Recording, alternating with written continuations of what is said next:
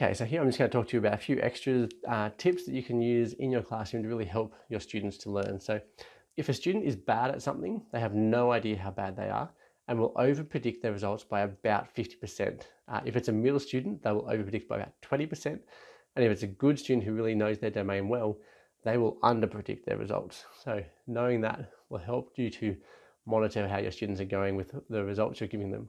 Students need to be motivated too in order to learn. So motivation comes from a worthwhile task and deciding that they can do it. So the more that you teach your students that growth mindset of they can do it, it just might take more effort or more time or whatever, and you can sell the task or whatever you're doing with them so that they see that it's actually worthwhile doing, the more motivated they are and the better their learning will be. They also need to be willing to increase their efforts with setbacks because learning's hard. They're going to get things wrong. There's going to be mistakes and errors, and they need to be able to be willing to go, all right, I need to increase my effort. I need to do some extra reading, some extra practice tasks, or whatever it happens to be make sure that I really get to know this content or be able to critically analyze something or whatever it is that you're trying to get them to do.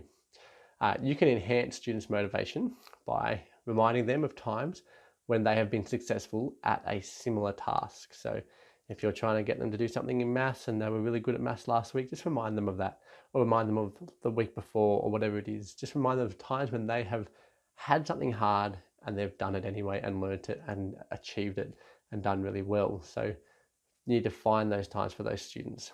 You can also increase their motivation by further developing their base knowledge.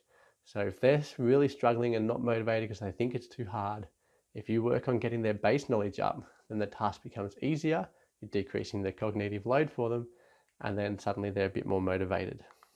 If you get your students to watch peers and have peers do models for them, that can also be really good motivation for them because they can see that someone just like them can also do it.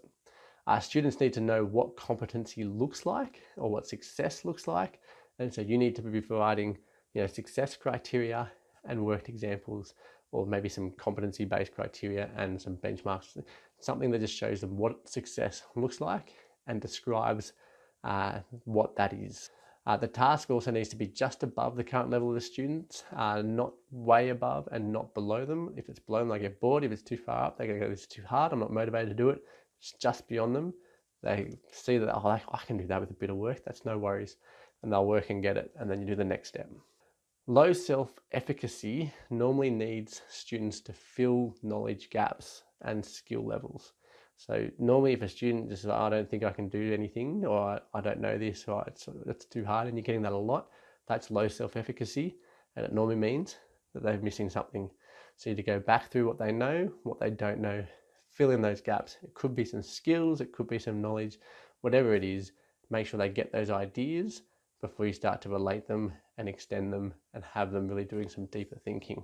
Self-control for your students will diminish with ego depletion. Now what that is essentially mind capacity depletion. And this will make a lot of sense. Ready?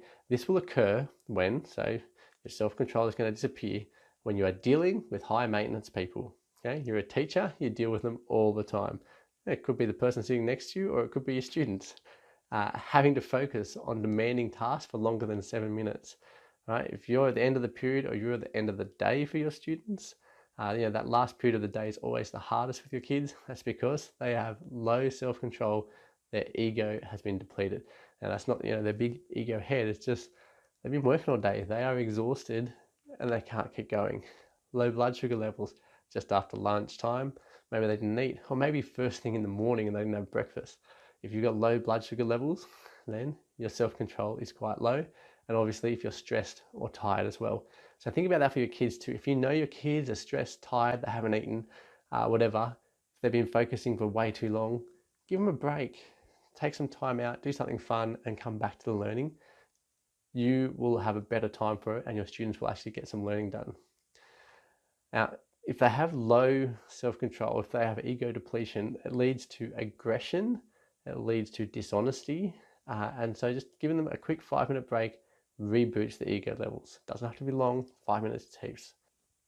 Some other things, you can smile at your students and make sure that is a genuine smile. It'll help your students to develop that relationship with them. They'll build that trust.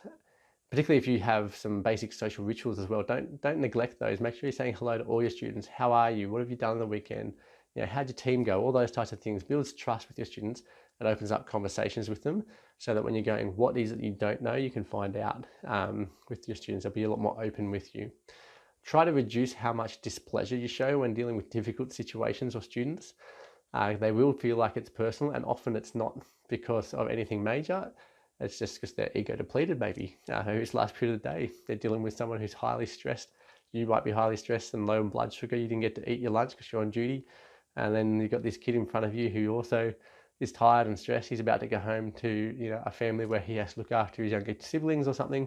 Whatever it is, that's always going to be a time where things go wrong. And if you know that, you can think, all right, he's just a kid. Let's help him deal with it, rather than showing lots of displeasure to them. Another way you can help them is to try and mimic their body language and then adjust your body language. So if you can see they're stressed or they don't want to be there, if you kind of mimic that for a little bit and then slowly change your body language to being more comfortable and more open, you'll actually find that they will change theirs as well. It's particularly good for when you're doing one-to-one interviews and talking about some really hard or important situations. As a teacher, if you're teaching, you should use lots of body language. So lots of large hand movements as you're talking. Make sure you really, this is great. This is wonderful. Check this out. Those types of things are really good to help your students to engage and to receive the communication that you're sending. And being open and expansive in your teaching. Now that's essentially your body language, open and expansive. Don't close up. Don't fold your arms, cross your legs, sit on your chair, or have a desk in between you and the students. Open up, walk around between your students, chat to them as you're giving them a bit of a talk or as they're doing their work. Just be open and expansive in your approach, and the students will be a lot more welcoming. When someone is focused on one thing, they do not see or hear others, even if they're obvious. So you can be focused on something, and I can put something right in front of your nose, and you won't see it and you won't hear it because you're already focused. So if you're focused on TV and you don't hear your wife talking to you, or you don't hear your husband yelling at you, it's because you're focused. If you're doing work and your kid's been nagging you for the last 5 minutes and you're like, what's wrong? You probably didn't hear them for the first 10 minutes. And so they've actually been there for ages trying to get your attention, but you are focused and you didn't hear them. And that's something you should know about yourself and know about your students. If they are focused, they're not hearing you.